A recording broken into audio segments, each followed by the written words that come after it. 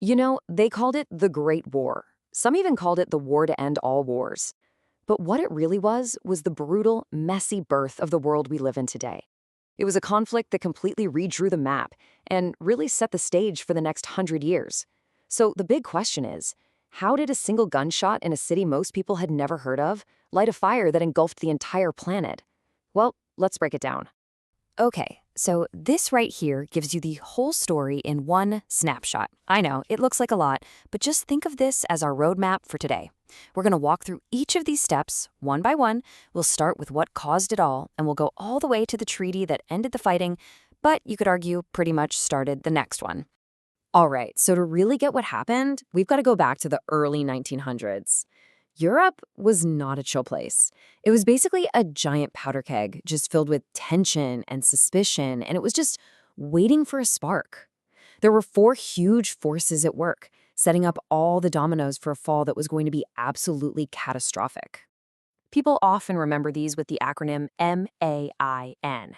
First up, you've got militarism, basically a massive arms race, everyone building bigger armies and navies. Then there's imperialism, this fierce scramble for colonies and resources all over the globe. Then you have nationalism, this super intense, sometimes really aggressive pride in your own country. But the real kicker, the thing that connected everything, was the alliances. Yeah, this really shows the trap Europe had built for itself. All these nations were signing these secret pacts. I've got your back if you've got mine. It was supposed to make everyone feel safe, but what it actually created was a giant tripwire. It guaranteed that one little fight in some corner of the continent could instantly blow up into a war that dragged everybody in. So the whole world is kind of holding its breath. And then, in the summer of 1914, that tripwire gets hit. A single act of violence is about to light the fuse on this global powder keg. And here it is, June 28th, 1914. The heir to the Austro-Hungarian throne, this guy, Archduke Franz Ferdinand, is assassinated in Sarajevo. This was the spark. Austria-Hungary immediately blames Serbia, and because of that tangled web of alliances we just talked about, all the big players in Europe start picking sides. The first domino had just fallen. And this quote really just nails it. The assassination itself wasn't really the cause of the war. It was the trigger. It was the explosion, right? All those tensions that had been building for years and years finally had a reason to erupt, setting off that chain reaction that pulled everyone into the fight.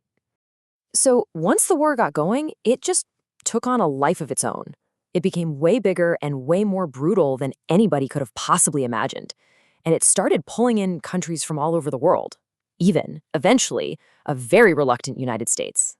So for 3 whole years, the US is officially neutral. It's like, nope, not our fight. But then, Germany starts its unrestricted submarine warfare, sinking any ship it finds, including passenger liners like the Lusitania. And that caused huge outrage back home. But the final straw? That was the Zimmermann telegram.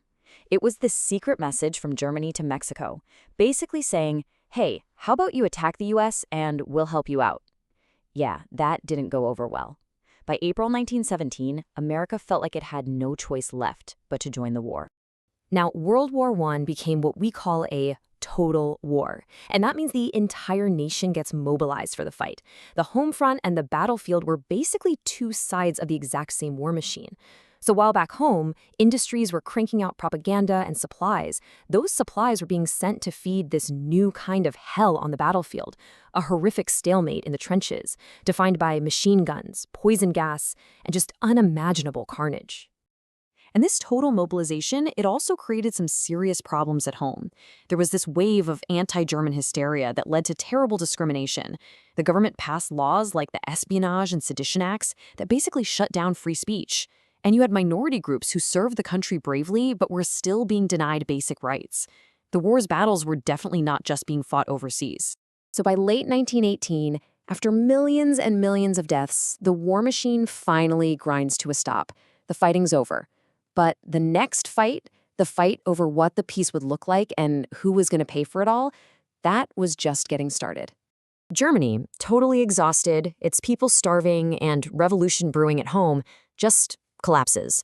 An armistice, which is just a ceasefire, gets signed on November 11th, 1918. The guns finally fell silent on the Western Front. But the peace that came next, well, It wasn't going to be a peace between equals. Not even close. The treaty that came out of all this, the Treaty of Versailles, was basically designed to crush Germany. It lost huge chunks of territory, its military was taken apart, and it was handed a bill for war damages, reparations, that was so ridiculously huge there was no way it could ever pay. And maybe worst of all, it was forced to sign a war guilt clause, taking the entire blame for starting the war. And this slide just shows the huge clash at the heart of the whole peace process. On one side, you have U.S. President Woodrow Wilson showing up with his idealistic 14 points, a vision for a fair peace, and a new League of Nations to make sure a war like this never happen again. And then, there's reality, a treaty built on revenge. And in the final, tragic twist, the U.S. Senate refused to even let America join Wilson's own League of Nations, crippling it from the very beginning. And this, right here, is where our story ends. But it's not really an ending. It's a terrible foreshadowing of what's to come, because this peace treaty didn't heal any wounds, it just poured salt in them. And in doing so, it planted the seeds for an even bigger, even deadlier conflict. The Treaty of Versailles created so much anger and economic chaos in Germany. It left the whole continent unstable, and it created the perfect breeding ground for extremist leaders and radical ideas to grow. The war to end all wars had completely and totally failed. The shaky, unstable peace that it created would last for only 20 years. Just 20, a single generation.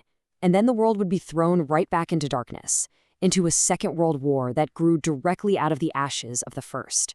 Which kind of leaves us with one last big question. When you look back at everything, the tangled alliances, the crazy nationalism, the deeply flawed peace, was there ever really a chance for a different ending?